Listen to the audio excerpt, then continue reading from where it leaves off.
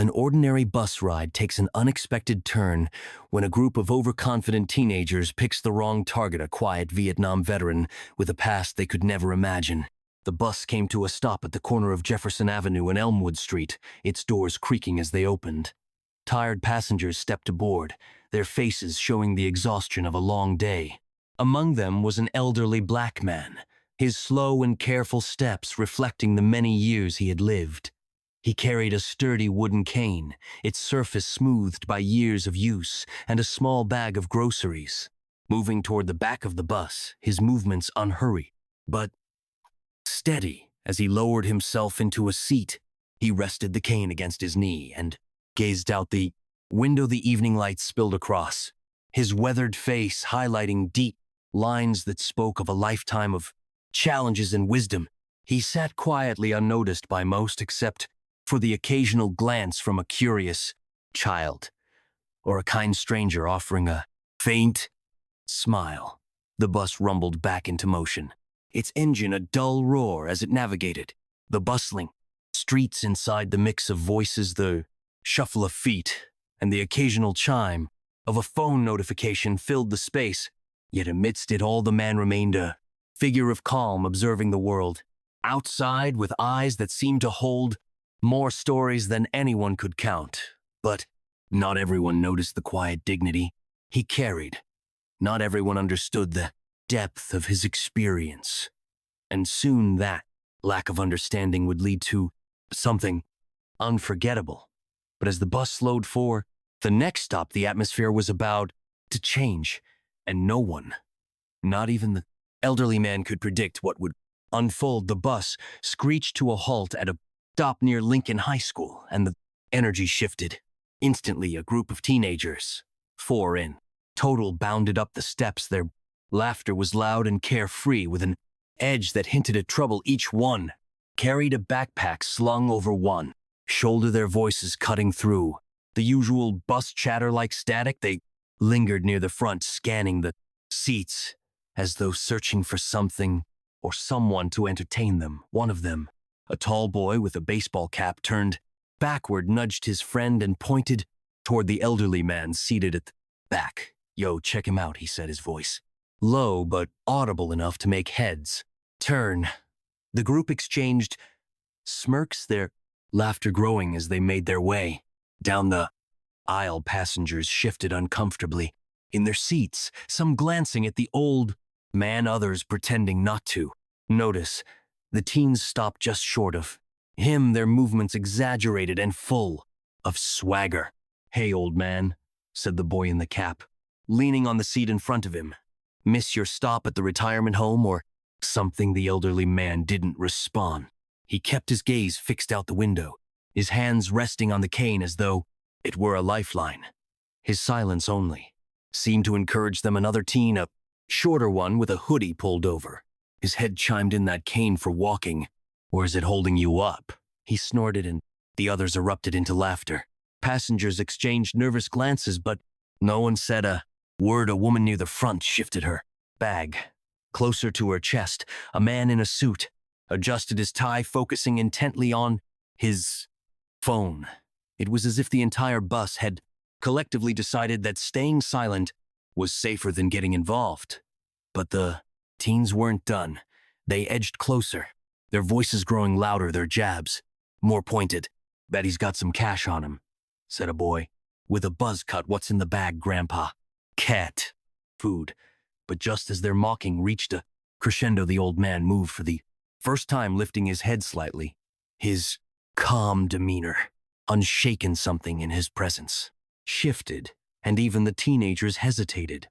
For a moment, the moment of hesitation passed as quickly as it had arrived. Emboldened by the elderly man's silence, the boy in the baseball cap leaned closer, his smirk widening. "What's the matter, Grandpa Cat? Got your tongue?" he sneered, tapping the old man's cane lightly with his sneaker. The others laughed, their voices bouncing off the bus walls like an irritating echo. The old man's grip on the cane remained firm, his gaze unshaken. As he finally turned his eyes toward the boy, they weren't angry or fearful, just steady, piercing in their Calmness passengers stole glances, tension thickening in the confined space. A young woman clutched her purse tightly, her knuckles white. A middle-aged man in the corner cleared his throat but said nothing. Everyone seemed frozen in their seats, unwilling or unable to intervene. The boy in the hoodie leaned over his bravado. Unchecked, you deaf or something? Maybe he doesn't speak English, he joked, prompting another round of laughter. Still, the old man said nothing. He shifted slightly, straightening his posture, his cane now resting firmly on the floor. The slight movement was almost imperceptible, but it carried weight, a sense of purpose that wasn't lost on a few observant passengers. One of the teenagers, the smallest of the group, glanced nervously at the others. Maybe we should chill, he muttered, but his suggestion was ignored. You got a problem, old man. The boy in the cap pressed his voice, tinged with mock irritation. Now we're just trying to have some fun, lighten up for the first time. The elderly man spoke, his voice low but firm enough to cut through the noise. Do you boys always find fun in bothering strangers? The bus fell silent. Even the troublemakers were caught off guard by the question. It wasn't delivered with anger or sarcasm, but with an unexpected clarity that demanded an answer. What's it to you? You, the boy in the hoodie, shot back, trying to regain control of the situation. The man tilted his head slightly, his eyes unwavering. Because I've met young men like you before, he said. His tone was calm, measured, different time, different place. They didn't laugh as much when they found out what real fear feels. Like the air grew heavy. The laughter now replaced with a prickling discomfort. The players exchanged uncertain glances, their confidence visibly shaken, but just as it seemed the tide might turn, the boy and the cap scoffed. Unwilling to back down. What, you're going to scare us with your cane, he said, his voice louder, now desperate to regain control. The challenge hung in the air, daring the old man to respond. The bus creaked as it turned a corner, the jolting movement causing the boy in the hoodie to grab a nearby rail for balance. The elderly man remained steady, his cane and anchor, as he finally raised his head fully to meet their stares. You think this cane is what I lean on? He asked, his voice calm but carrying an unmistakable weight. No, boys. This cane is just what holds me up is something far stronger. The boy in the cap scoffed again, but his laughter was hollow now, lacking the confidence it had before. Yeah, what's that? He challenged, though. The quiver in his tone betrayed him. The old man took a deep breath, his gaze sweeping over the group. When I was your age, he began, I carried something much heavier than a cane. I carried a rifle through jungles, half a world away. I was 19, barely older than you. Vietnam, the words seemed to echo in the enclosed space, silencing even the faint whispers among the passengers. The old man continued, his voice steady, yet layered with memories back. Then we didn't have time for jokes like yours. We had to grow up fast, too fast. Some of us didn't come home at all. And those who did, he paused, his fingers tightening momentarily on the cane. We carried more than our gear back with us. We carried scars. Some you can see, most of you can't. The smallest of the group shifted uncomfortably, his gaze darting to the floor. Even the boy in the hoodie lowered his bravado, his face losing its smirk. Let me tell you about fear, the old man said, leaning forward slightly. It's not being mocked on a bus or standing in front of someone with a cane. It's hearing the snap of a twig behind you and not knowing if it's a soldier or a trap. It's watching your friend fall beside you, knowing you can't stop to help. His voice faltered slightly but regained its strength. And you know what else I carried, he added, locking eyes with the boy in the cap. Discipline, respect, and the understanding that real strength isn't about tearing others down. It's about knowing when to stand tall and when to sit quietly. The passengers were transfixed. Some wiped their eyes.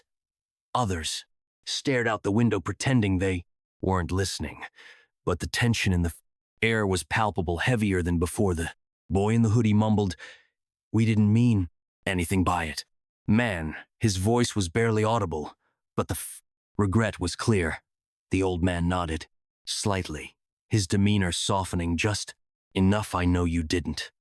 But words have weight, boys, and you never know what someone's carrying." But before the teenagers could respond, the bus slowed for another stop, and the old man leaned back in his seat, his cane resting once more against his knee. The silence that followed wasn't empty. It was filled with reflection, kind that lingers long after the moment passes. The bus doors wheezed open at the next stop, but no one got off. The teenagers stood awkwardly in the aisle, their earlier bravado now replaced with visible discomfort. The passengers, once silent bystanders, began to steal glances at the old man. Their expressions are mixed of admiration and guilt. The boy in the cap, who had led the taunting, looked down at his sneakers. He shifted uncomfortably, his earlier confidence now a distant memory. "Look, we were just messing around," he said, his voice subdued, almost apologetic. The elderly man's gaze softened, though his posture remained steady. "Messing around can get you into trouble," he said quietly. "Sometimes trouble you can't get out of.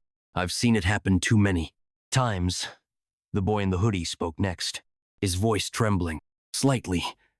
Did you lose people out there?" The old man nodded slowly, his eyes distant more than I care to count. He replied, "Good men, brave men, and not just in the war. Some came back, but couldn't leave the fight behind. You'd be surprised how fragile strength can be when it's tested the wrong way." The words hung in the air, heavy and unshakable. Even the smallest of the group, who had said little, finally found his voice. "We didn't mean to disrespect you," he said, barely above a whisper. The old man gave a small nod, the lines on his face softening slightly. "Disrespect isn't in words alone," he said. "It's in how you carry yourself.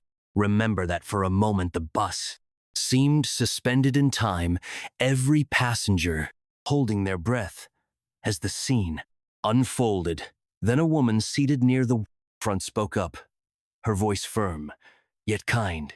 "You boys should be grateful. You just got a lesson that most people never hear." Her words seemed to break the spell. The teenagers looked around, seeing the nods of agreement from the other passengers. They shuffled toward the front of the bus, muttering quiet apologies to the man. As they passed at the next stop, the group exited, their laughter and bravado left behind. As the doors closed, the old man leaned back in his seat, his eyes once again fixed on the world outside the window. The silence in the bus wasn't uncomfortable anymore. It was reflective, almost reverent. The passengers began to murmur among themselves, some sharing their own stories of family members who had served, others simply expressing their admiration for the man who had faced the boys with such quiet strength. But amidst the whispers and stolen glances, the old man remained as he was before, steady, calm, and deeply rooted in the strength that had carried him through so much more than this ride. As the bus neared its final stops, the atmosphere had transformed. Where there had once been tension and avoidance, there was now a collective sense of reflection. Passengers looked at the elderly man differently, not just as someone who had endured hardships, but as a quiet force of wisdom and resilience. A young woman sitting across from him finally broke the silence. "Thank you for what you did, for what you've been through," she said softly. Her voice carried the gratitude of those too shy to speak. The old man gave a small nod, his expression kind but restrained. "I did what I had to," he replied. "That's all any of us can do. But what matters is what you do now with the life you have, with the chances you're given." The words seemed to settle over The bus, like a blanket drawing everyone into their quiet gravity. The young woman smiled faintly, then turned back to look out the window as the bus slowed at the corner of Ashland Avenue. The elderly man rose from his seat, his cane steadying his frame. A few passengers moved instinctively to make room for him. He paused before stepping off, his gaze sweeping over the faces around him. Be kind to each other, he said, simply, his voice carrying a gentle authority. You never know the battle someone's. As he stepped onto the sidewalk, the bus doors closed behind him. For a brief moment, silence filled the bus before the engine rumbled back to life and it pulled away. But the passengers carried more than just their belongings. They carried a story, a reminder of the quiet strength and humility, and the deep importance of respect. And perhaps, just perhaps, the teenagers walking home that night would carry that lesson with them too, letting it shape the way they saw the world.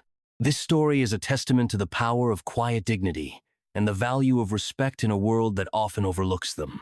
If this message speaks to you, share it with others.